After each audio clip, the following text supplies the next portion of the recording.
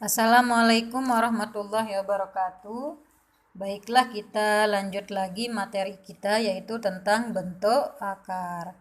Kalian pasti tidak asing ya dengan bentuk akar ya. Misalkan saya punya di sini akar 4. Akar 4 itu hasilnya 2 ya. Kemudian kalau saya punya akar 9 itu hasilnya 3.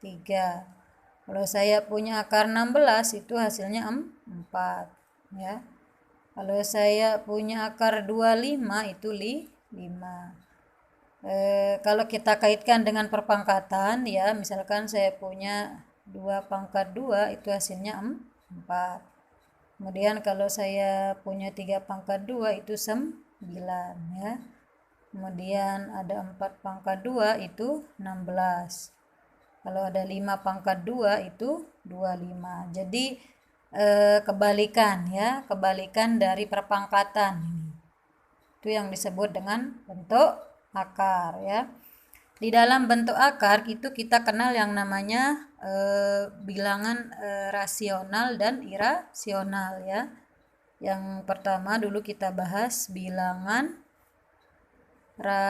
rasional. Nah, bilangan rasional ini adalah bilangan yang bisa dibentuk menjadi A per B ya, jadi bisa dibagi ya. Nah, contoh bilangan rasional ini ya bentuk akar ini. Jadi hasil baginya itu bilangan bulat. Nah, hasil akarnya bilangan bulat. Jadi contoh bilangan rasional itu ya akar 4 ya. Kan 2. Kemudian akar 9 itu juga rasional, ada hasilnya 3. Jadi hasilnya ada ya atau bilangan bulat. Kemudian yang kedua kita mengenal yang namanya bilangan irasional. Nah, kalau bilangan irasional ini dia tidak bisa ya, tidak bisa dibentuk menjadi pecahan ya. Tidak bisa menjadi A per B ya. Nah, contoh misalkan saya punya di sini kalau pada akar ya, tidak bisa diakarkan intinya. Kalau saya punya akar 2. Akar 2 ini kan kita tidak tahu berapa kali berapa. Ya, paling kita tebak-tebak ya, kemudian menggunakan koma-koma ya, jadi desimal ya. Misalkan di sini akar 2 itu sekitar 1,4 sekian ya. Nah, jadi ini hasilnya koma ya. Jadi enggak bulat seperti ini ya. Seperti ini kan bilangan bulat hasilnya. Jadi itu yang disebut dengan irasional ya, bentuk tidak bisa diakarkan ya. Jadi itu bedanya. Kemudian sekarang kita lanjut ke cara penyederhanaan bentuk akar ya. Misalkan saya punya akar A dikali B, ini bisa dirubah menjadi akar A dikali dengan akar B. Jadi dipecah seperti ini ya. Contoh, misalkan saya punya, tentukan akar dari 90 ya. Nah, akar 90 ini bisa kita rubah menjadi ya 9 dikali dengan 10. Kenapa kok 9 dikali 10? Kenapa kok enggak 45 dikali 2 saja? Karena nanti kita harus cari salah satu bilangan yang bisa diakarkan ya, yang bisa dirasionalkan. Nah, sehingga di sini bisa kita tulis akar 9 dikali dengan akar 10 ya. Kita tahu akar 9 tadi itu 3 ya, sehingga di sini akar 10.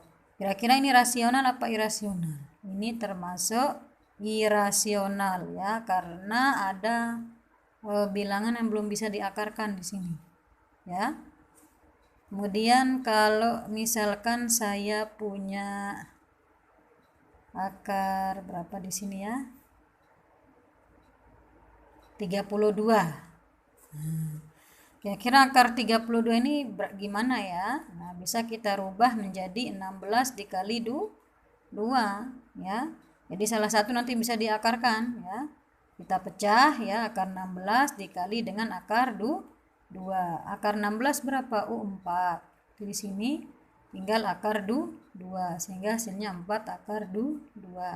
Ini juga termasuk irasional ya.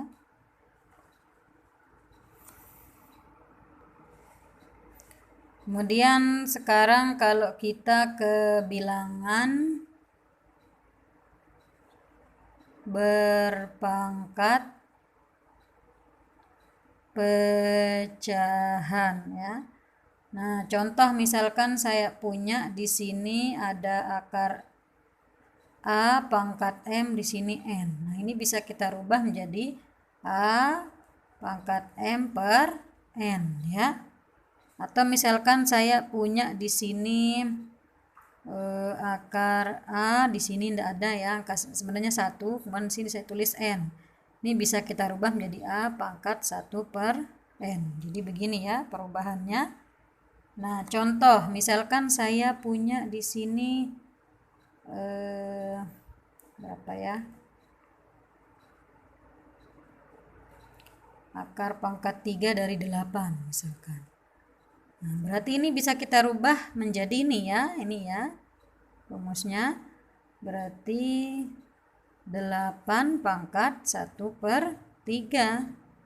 Ya, nah 8 ini bisa kita rubah dia menjadi 2 pangkat 3 ya, sehingga di sini 1 per 3. Ya, 8 itu 2 kali 2 kali 2 kan? Hasilnya ini 2 pangkat 3 ya. Nah, kalau sudah begini berarti bisa kita kalikan pangkatnya ya, 2. 3 kali 1 itu 3 per 3 jadinya di sini. 3 bagi 3 kan 1, 2 pangkat 1 hasilnya 2. Jadi ini ya. Atau kalau saya misalkan punya contoh sekarang yang pangkat ya, pangkatnya itu pecahan ya. 32 pangkat 1 per 5. Nah, ini berarti bisa kita rubah menjadi akar ya. Tadi ingat, kalau ada bentuk pangkat bisa kita rubah menjadi akar ya. Sehingga di sini 32. Nah, satunya tidak ditulis ya, di sini 5. Yang 32 ini bisa kita rubah menjadi berapa pangkat berapa ya. Ingat, kalau kita di sini ada 5 berarti bisa kita rubah menjadi 2 kira-kira berapa pangkat berapa ya. Berarti kita coba 2 ya, 2 kali 2 kali 2 kali 2 kali 2. Ini 4, kemudian kali 2 8, 16, kemudian 32. Oh, berarti betul ya, 2 pangkat 5. Sehingga di sini bisa kita tulis 2 pangkat 5 ya. Kalau udah begini berarti bisa kita rubah menjadi pangkat pecahan lagi ya, berarti 2 pangkat 5 per 5 ya, sehingga hasilnya 2 pangkat 1 yaitu 2 ya.